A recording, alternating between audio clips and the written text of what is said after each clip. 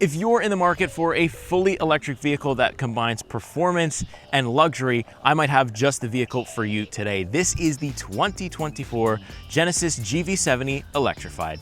So let me get right into the specs and numbers. We have a 77.4 kilowatt hour battery that's good for 383 kilometers of range on a full charge. It also has all-wheel drive, so one motor in the front, one motor in the rear. Now we also get 429 horsepower, but if we boost it with the boost button on the steering wheel, you can bump yourself up to 483 horsepower. Now with all that horsepower comes 516 pound-feet of torque.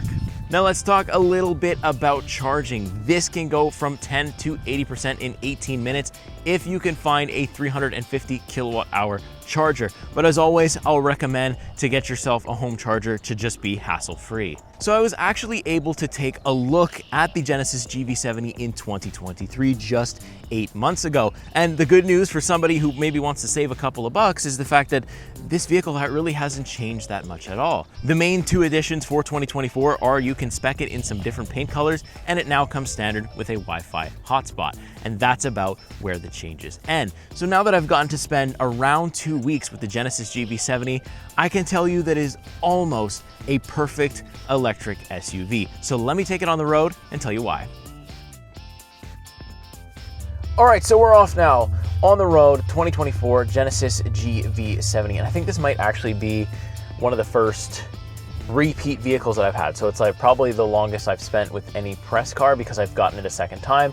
Now, of course, you can see the Genesis absolutely knows what they're doing when it comes to luxurious interiors. You can see by the white on my seats. I've got a massage chair, I've got memory seats, I've got a heads-up display, digital gauge cluster, the absolute works. Again, all stuff that I went over in 2023, and it is all exactly the same. So I don't want to go too much into depth, but I will tell you that it is fantastic. The steering wheel feels great. The steering feeling feels really good. I love the fact that I have the massage chair. I love the fact that you can adjust things. You can adjust the passenger seat from the rear in case you need more space.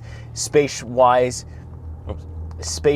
we are sitting really good here in the back, no problem. It's really hard to complain about the interior of the Genesis GV70, and it's like it's, gas version car. It's also very good. Now, I said luxury and performance, so I told you, yes, the GV70 is very luxurious, fantastic, but let me show you the performance. I'm gonna press my boost button and rip it. Oh my God, I wasn't even ready for that. I caught myself off guard with that. Oh my God. I think I just time traveled. Okay, and I don't even have full, I have 67% battery remaining, and I was worried it wasn't gonna give me everything. That felt like pretty close to everything in my body. Whoa. So yeah, extremely comfortable. I've got all the, the trappings of money and luxury, and also it can absolutely rip your throat out. I don't know. I think that's the best of both worlds. I really, really do. In terms of ride quality as well, this thing, I do have a sport mode as well as an eco mode and a my mode and all that stuff, but really I've been driving it this week in comfort mode pretty much always, all the time, because when I hit these massive potholes, there's a route that I take, I take it every day, I drive it every day, and there's this big pothole, and usually in cars, I'm like, okay, brace for impact, here comes the big one. In the Genesis, it absolutely wafts. It's as if there was a bubble over that pothole, and the car just went whoop, right over it. No problem with this Genesis.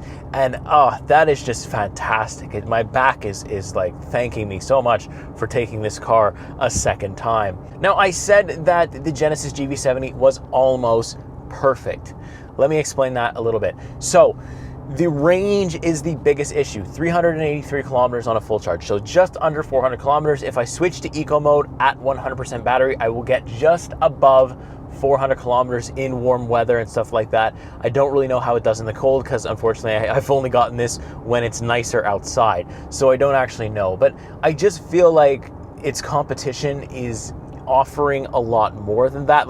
I think this was made to compete mostly with maybe the performance version or the all-wheel drive version. At least it was made to compete with the Tesla Model Y, and I think the Tesla has a lot more range than that. They're always improving their range over there because that is kind of what you want out of these electric vehicles, right? And I just don't think that it's there. I think it has everything else really fast, really comfortable, but the battery is lacking. I just feel like last year I complained about it too, I'm pretty sure, and now having to be able to spend 2 weeks with it, doing a lot of driving. I've done quite a bit of driving this week. I have a lot of range anxiety with this car because, for most people, I think it's going to be enough. But if you really do a lot of driving and don't have a home charger, which I do not, the only time I can charge it is when I'm actually at my job, and it's not a fast charger. So, thankfully, I have enough battery where it doesn't affect me. But people that don't own one and, don't have the means to get one because you live in a condo, whatever, it becomes a little complicated having to sit at the supercharger for, a long time, unless you can find a 350 kilowatt and then your problems are kind of solved. But if it's taken, you're kind of lacking there too. So I just wish they offered a little bit more off the top, like maybe a bit over 500, because some EVs now are pushing 500, near 600 kilometers of range. And I just would like to see Genesis get there, hopefully for 2025. I had hoped that they would get there for 2024, but here we are sitting in it and they have not yet. I'll interrupt this programming for a brief pull.